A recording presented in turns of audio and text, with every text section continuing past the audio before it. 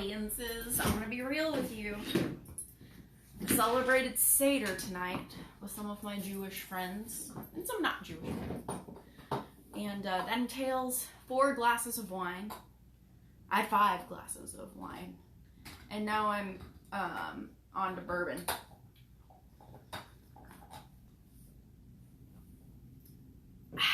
So, I think it's safe to say that I am under the influence of alcohol. But I would never, ever leave you without a bedtime story. Although that does bring me to a question. I have a question for my devoted audience. How would you feel about wake-up stories? I mean, I could still do the weekly bedtime stories, but I was thinking like Monday through Friday wake-up stories. What do you think? You know, help everybody, including myself, wake up at a reasonable hour, which for me is like 10 a.m. I'm a late riser. It's not going to happen before that. Eastern time, to be clear. And then, you know, we could all get up together and wake up to a story. So let me know how you feel about that. In the meantime, well, okay, confession, I really want to like start reading more of this because I'm like not reading it. I'm not reading it in between times. Oh, also trigger warning for trauma, all kinds. So if there's something that you tend to be triggered by, kind of, you know, whatever your method is, maybe stop watching now, or kind of mentally fortify whatever your method is for that, because these teenagers go through a lot. But yeah, let me know what you think about wake-up stories in addition to the weekly bedtime stories, like a Monday through Friday wake-up story. And we'll see how we're doing with that.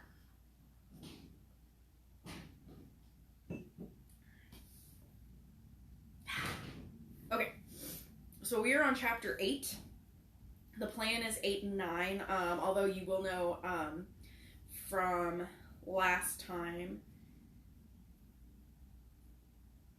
that I read 3 chapters because I didn't like where chapter 6 left off. I didn't think it was a good place to end for sleeps. So, you know, the plan is 8 and 9, and we'll see where that is, and we might continue after that. So, chapter 8. The fitful breeze was in our faces, and the longboat swiftly closed the distance to the castle.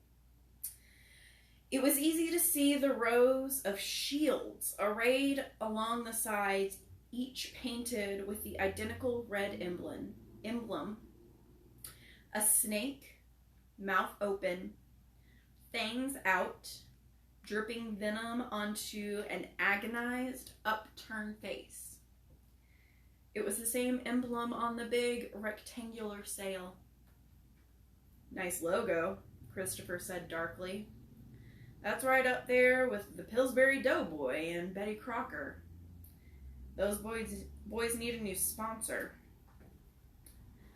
On deck, some sitting at oars, others standing around in conversation, were 40, maybe 50 men. They were big men, most of them. Big in size and in body language. Most were bearded. Not trimmed Lincoln Park yuppie beards, but big, bristling red or gold or brown beards, glistening with grease. Their hair was long and wild. They wore a motley array of garments, baggy trousers, long chainmail shirts, and what might have been bearskins and goat skins draped down from their massive shoulders and cinched at the waist with wide leather belts. Some had crude high-top sandals laced over rag socks. Others had knee-high buff leather boots. At their sides, most wore long, heavy swords. Others carried crude axes, some like tomahawks, others with handles maybe 4 feet long. From time to time, a few would look up at us, hanging 100 feet or so above them. They pointed and guffawed loudly, but the laughter died quickly, followed by a cautious hush. They were burly, rough-looking men, fighters, killers, but they were nervous, afraid.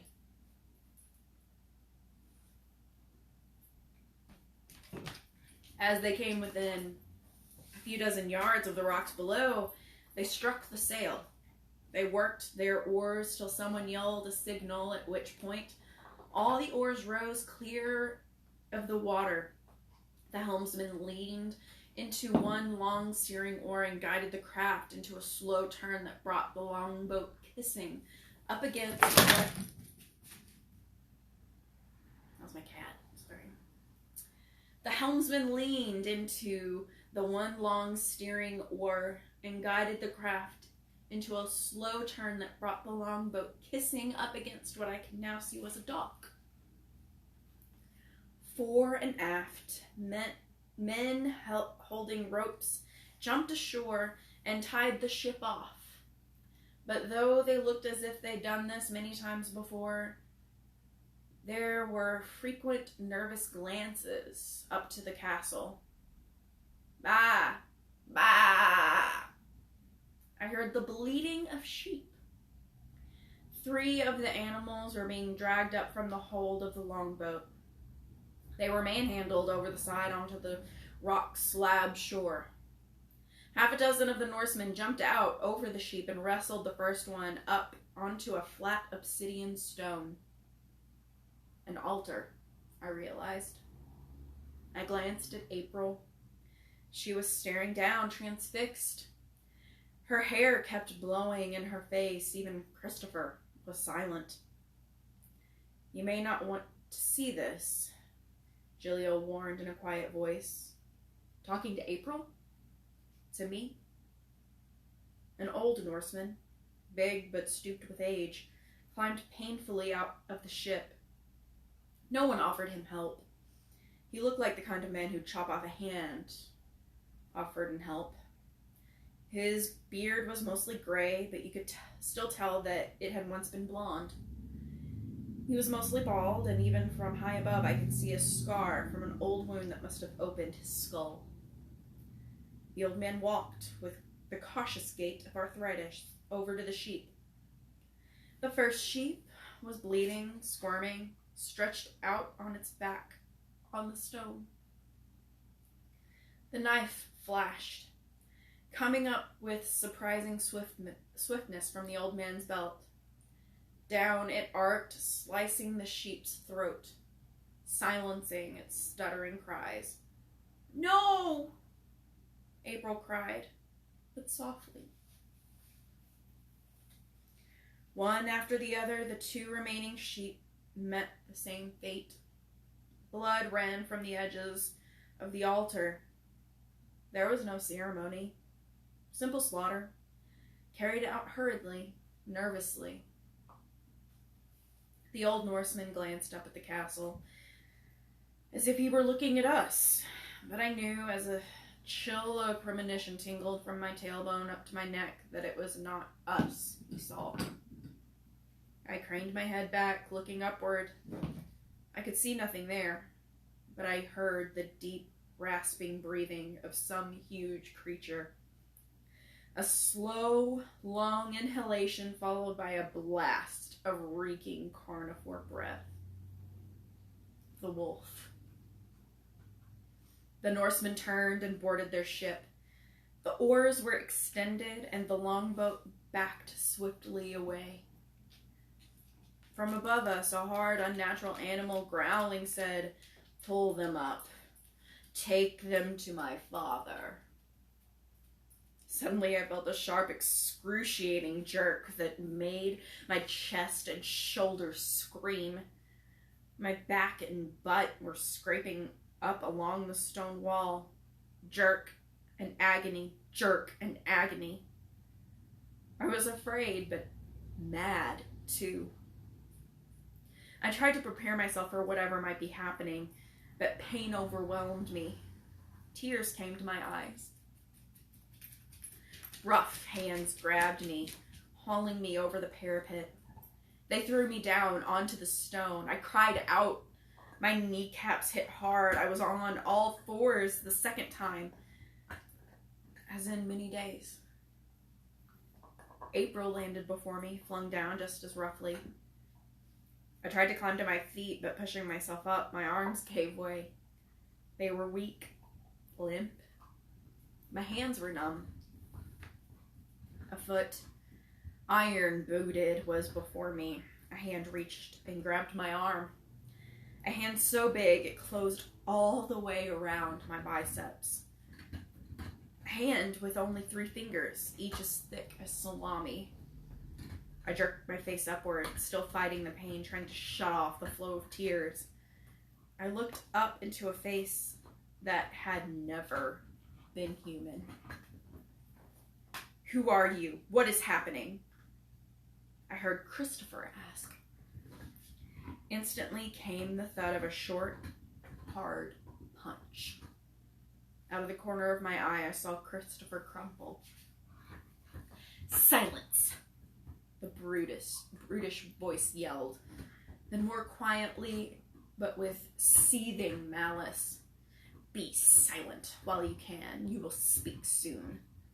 You will say all your words and pray for more words to offer when you come before great Loki."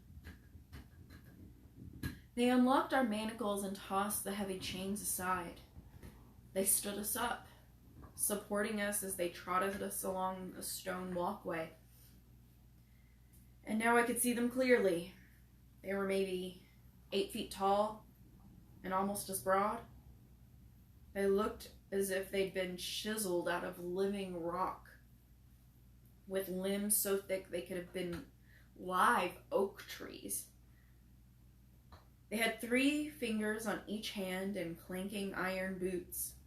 They wore simple tunics, a rectangle of fabric with a hole for the head, and a thick belt, a sword, and a knife. Their heads were low, forward thrust, like rhinoceros without the horn. From the back, they looked headless. Someone shoved me in line behind Jaleel. "Jaleel," I whispered. "Lopi. What's Lopi?" He spared a quick, wandering glance for me. I swear he could have almost smiled if he wasn't grimacing from the pain. "Loki," he corrected. "The Norse god of destruction." Chapter 9.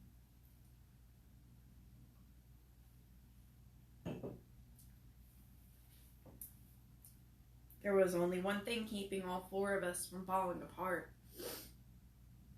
I don't think any of us thought it was real. How could we? It was completely impossible. Life makes sense, mostly. Maybe not people's behavior, but for the most part, one thing follows another. Cause and effect. But what was the cause here? What was this effect? It had to be a nightmare, a hallucination, something, anything but reality. But it did feel real. They marched us along a wide battlement. The walls of the castle must have been 20 feet thick. On our left, the tall, dagger-like teeth of the crenellated walls. In the gaps between the sharp merlons, we could see the water, the valley. On our right, we looked down on the sharply pitched tile roofs. As we marched, the roofs gave way to reveal a large courtyard. Our guards slowed us down a little at the point where we could get a good look. The courtyard was only vaguely rectangular. It was maybe 2/3 of a football field in size. In the courtyard were half a dozen more like our lumpish guards. Tall, wide, thick, slow-moving creatures who seemed to be drunk and working on getting drunker. They sat against a wall on the ground and on low stone benches. Most held crude wooden bowls, like something your mom would make salad in. They dipped the bowls into a cut-down keg and drew out something with a head on it. Then they threw back their rhino heads and quaffed it down. Christopher gave me a look. His lip was split from the guard's punch. He looked as bad as me now. It's a freak show kegger, he whispered, winking to show he hadn't been totally intimidated. There were humans in the courtyard, too. Over wool trousers, they wore tunics with the snake and face emblem. They had helmets the color of old bathroom faucets.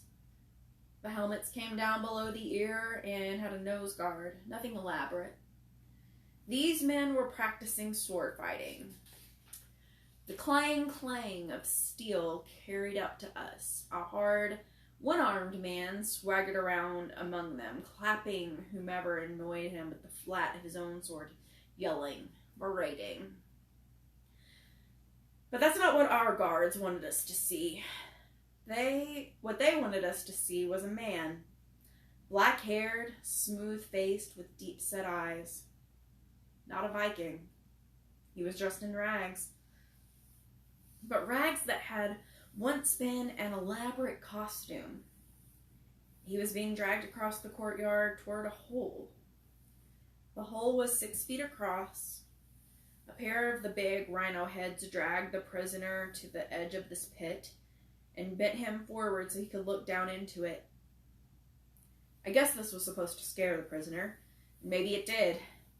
But he wasn't giving anything to the guards, even as they were yanking him back and forth, teasing him, hoping for some good screams. The man delivered a speech in high, fluty tones. I came in peace from my lord Amon-Ra as an emissary to wise Odin. Hear me all and witness. I came in peace, carrying the words of Ra. The guards didn't much like this show of spirit. They dragged the man back from the pit and took turns slamming pile-driver fists into his face. Only then did they throw the dark-haired man into the pit. The guards laughed and slapped one another on the back. Then they stood around the lip of the hole, looking down, laughing and pointing. Bloodthirsty fans of the prize fight.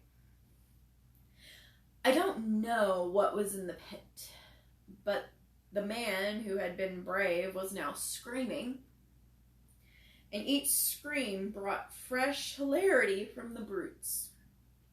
Our own guards shoved us to get us moving again. They'd shown us what they wanted us to see. Message delivered. Through a dark arched doorway, then down a winding stone staircase, down and down forever. Finally, we reached a series of dank, torchlit tunnels. It took a while for me to notice the torches. They were tarred sticks jammed into holders mounted to the walls. The holders were skulls. We marched past a series of archways that opened into a vast kitchen. Dozens of filthy, grease-spattered men and women turned spits above roaring fires. The spits were long enough to impale 4 or 5 sheep and pigs. The smell of roasting meat reminded me of how hungry I was. I should have had breakfast. Maybe lunch by now. Yes, I was hungry enough that I should have been getting lunch. Maybe back at that same Taco Bell. Maybe just a Coke and a pre-made sandwich from the machines outside the school cafeteria. I guess your mind looks for something normal to grab onto when you're scared enough. Familiar hunger. Familiar memories. What was I doing here? I raged silently. What was happening? We left the kitchen behind with its charred meat and boiling black pots. Gradually, we left the smell behind too. Then it was up, up, up a long stairway, 3 times as high as the one we'd taken down. We were going up to some sort of tower that was higher than the walls. What was it they called them? I strained my memory. Hadn't I read Ivanhoe? Sure. Oh no, just the Cliff Notes. Yeah. A B- on the paper too. Keep. Yeah, that was the word. A big tower. The castle within the castle, the holdout. That must have been where we were headed. I'd seen it rising impossibly high above the courtyard. But I'd been paying attention to the courtyard. At the top of the stairs, just as my thigh muscles were screaming, we found ourselves in a hallway. We emerged suddenly up through one of the several doors. Here, the decor improved. The ceiling arched high overhead, maybe 10 stories. Huge, intricately carved timbers supported the roof. Dim tapestry hung on the walls. Along the left wall, it looked as if something had disarranged the tapestries. A dozen pinched, dirty, anxious-looking women were using long-handled hooks to straighten them again. The floor was paved in lustrous black flagstones. They echoed flatly with every footstep of our monstrous guards. Our own footsteps were slight, light, insignificant. I saw an immense doorway ahead. It stood open with flickering yellow light coming from beyond. And then a smell reached my nostrils. One of the guards muttered something under his breath. He jerked me rudely aside to walk around what looked like a pile of dog crap. But a pile that came up to my knees. More of the anxious, starved-looking women in pinafores and cloth caps came rushing with shovels and mops in hand. Suddenly, we were in a room so big you could have lost a cathedral in it. It could have been a hangar for 747s. It was more enclosed space than I had ever experienced.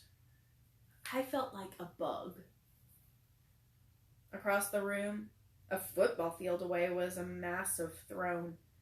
Someone had started with a slab of stone the size of my house and then chiseled it down to a throne. In one wall, high up, were narrow arched windows that glowed dully with gray light. A man sat on the throne, with a wolf pacing the floor before him. Only there was something wrong. Either I was confused about size and distance, or the man and the wolf were each impossibly large. The guards lowered their already low-slung heads and formed into 2 more or less straight lines with us between them. We marched at a fast trot. My legs were cramped from all the climbing. My hands had gone from numb to painful. But I could keep up. Christopher tripped on a flagstone. He was probably still woozy from the monster's punch. He stumbled. A guard violently yanked him to his feet. Closer and closer we came, and still the man and the wolf refused to retreat to normal size. The man sat in his throne, gripping the arms, slumped down with his chin on his chest. He was dressed as much as the Norseman had been, but in a version more like a Ralph Lauren designer label Viking outfit. His boots were knee-high, shining, supple leather trimmed in black fur. His trousers were deep green. The long belted shirt was golden chainmail. Gathered across his collarbones with golden chain was a fur from some huge white beast. His hair was blonde, long and combed. His face was thin, cruel, but not stupid. He was handsome in a way. Handsome like a poisonous snake can be beautiful. But he was nervous too, drumming his fingers on stone, rocking just slightly back and forth. Yeah, nervous. Afraid, despite his power. Or maybe I was putting my own feelings off on him. Maybe I was seeing what I wanted to see. I could feel fear bubbling up inside me, but I had it under control. I was not going to show anything. I arranged my face into a rigid mask. Indifference. That's all I would show. Give him nothing, I told myself. Show no fear, and he'll at least have respect for you. Show fear, and you'll feel the fear even worse. And then it might get away. Might boil up out of control. I gritted my teeth hard. I clenched my fist. You don't scare me, I said silently. You don't scare me. Not me. The wolf paced back and forth. It was a huge gray beast, the size of an elephant, but it moved with the easy grace that comes from tremendous strength. It watched us with yellow eyes that burned with more than canine intelligence. The same eyes that had gloated as it snatched Senna from the end of the pier.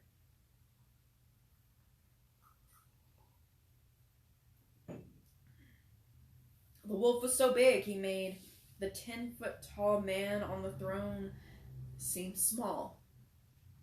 And yet, despite the teeth the wolf showed us, it was the man who held my attention.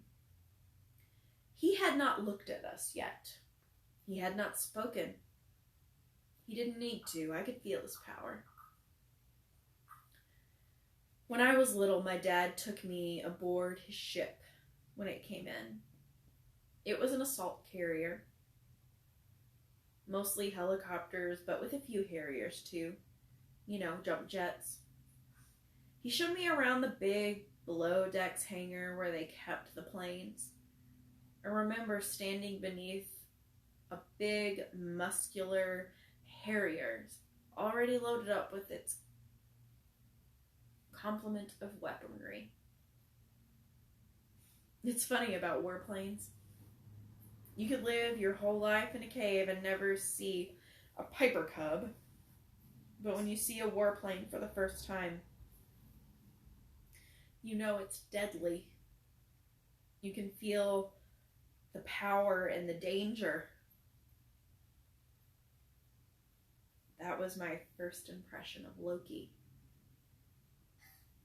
I had never seen a god before. Never known of such a creature. Never suspected one existed, but I felt the power and the danger. I understood what I was seeing. This creature was not simply dangerous. He was evil.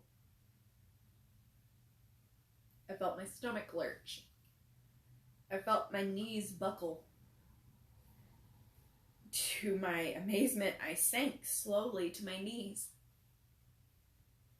The four of us knelt in slow motion, knees hitting the flagstones. Loki looked at us with amused contempt. He looked as if he might burst out laughing. He looked as if he might have us dragged away to the pit in the courtyard. He looked as if he might step down off his throne and rip us apart with his bare hands like 4 rag dolls.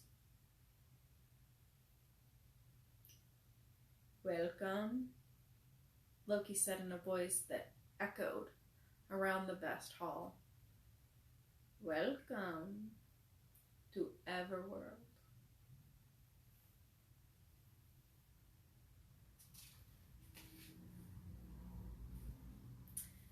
And that is the end of chapter 9. So, next time, we will start with chapter 10.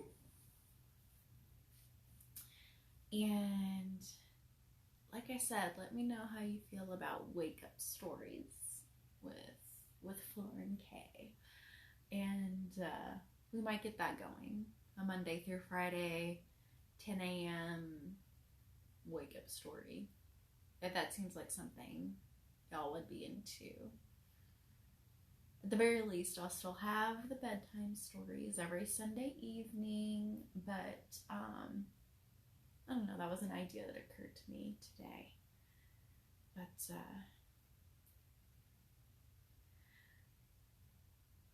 I'll see you guys next week for Everworld. Search for Senna, and we'll start with chapter 10.